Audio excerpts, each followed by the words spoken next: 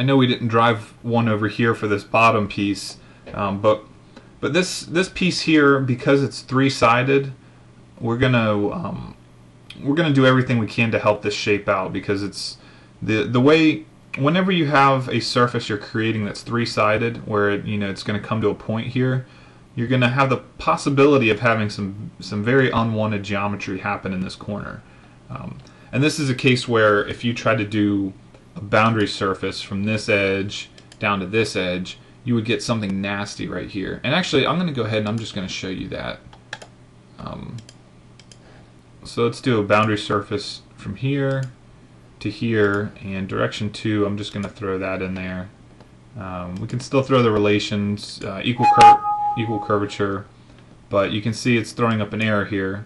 The guide or profile's curve's curvature at its endpoints does not match the curvature of the surface it touches.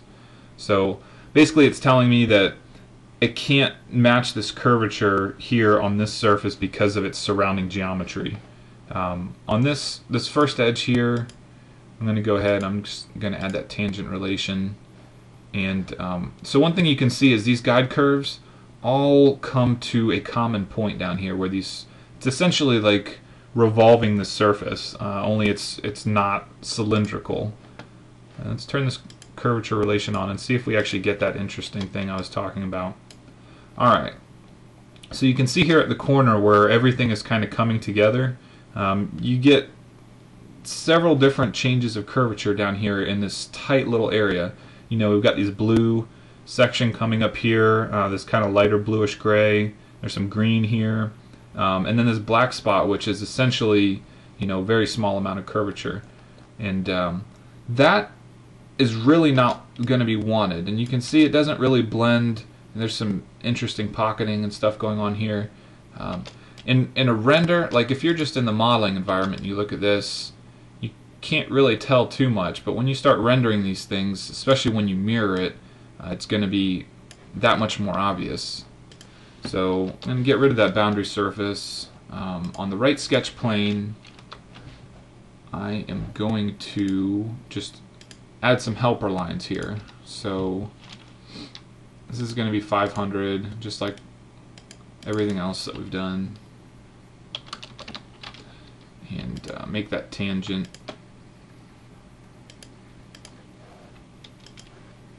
And on our mid-front plane, I'm going to do the same thing.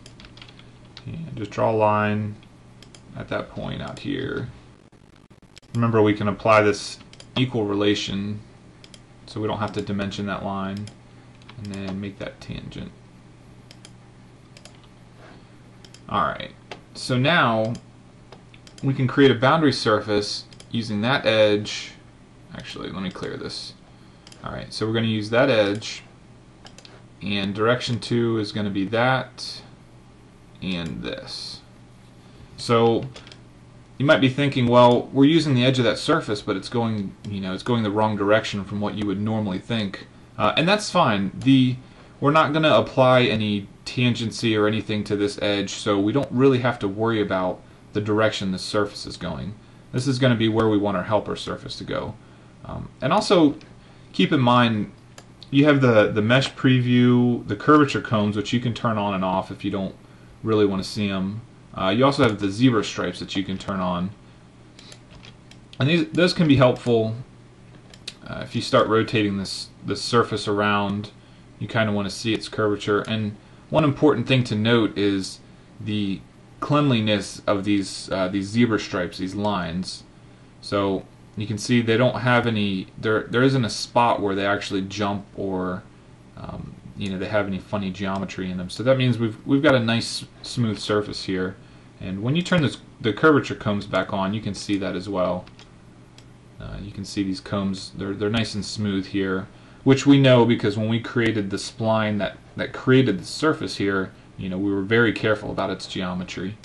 So I'm going to go ahead and OK that boundary, and now I'm going to do a filled surface here between all three of these. So that back edge, give it that curvature relation. Notice now we don't get that same error.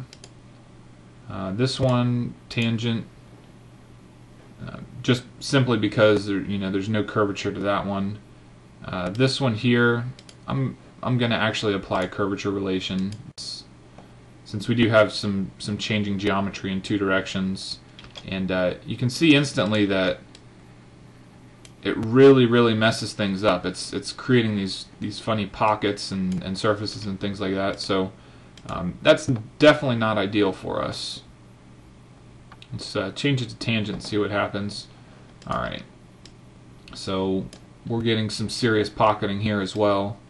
And part of that, I guess, is going to be from this edge here. And like I said, I did the top of the model several times trying to get the videos to work out. And this part I am essentially doing blind. I drew this model a few months ago, so this is essentially just going into it blind. So you can see we've run into sort of an interesting problem. On that edge, let's go ahead and just do contact and see what we get. Okay, so basically what we could have done is skip that helper surface. So that gave us a nice clean model, not trying to use that to drive our shape. And you can see here, this looks entirely different from the boundary surface when we tried to go from this edge down to this edge.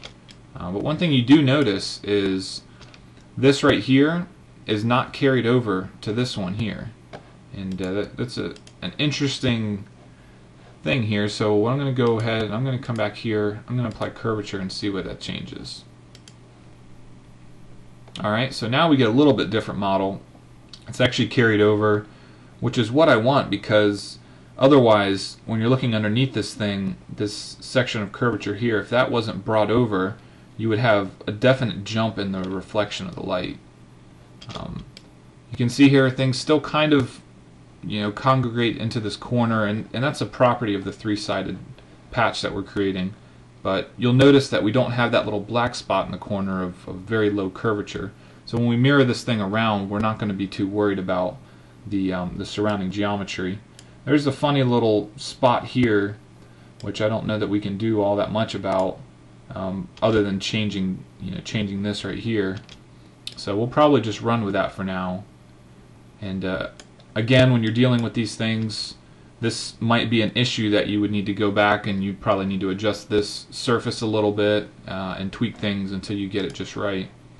So what I want to do, I'm going to roll back past that surface fill. I'm going to delete this boundary surface in the two sketches that were used to create it, and then come back down here. The reason I did that is because we didn't use the helper to drive any of this, so there's no need for that extra sketch and the extra surface. I'm going to come in here and rename that helper 8, and then we can go ahead and just hide that, and don't forget to save. Alright, so now this thing is starting to look like a pretty nice model. I'm going to go ahead and just for visualization, sorry about that, let's just mirror some of this stuff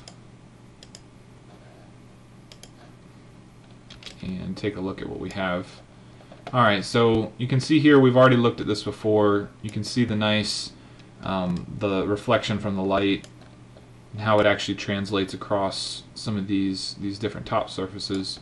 Now if we flip this thing over, this is what we're going to be interested in now. So you can see the way the reflection actually works around the model. We know we changed curvature here. We kind of flattened the bottom out a little bit based on the spline we used here. But you just want to be really concerned with how this light's actually hitting your model. And if we come in here, we change this color, the appearance again. Let's make it that the orange car paint.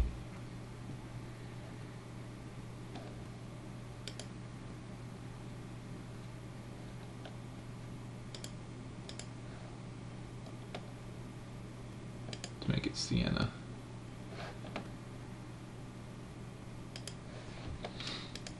Alright, so that if you don't play with appearances much,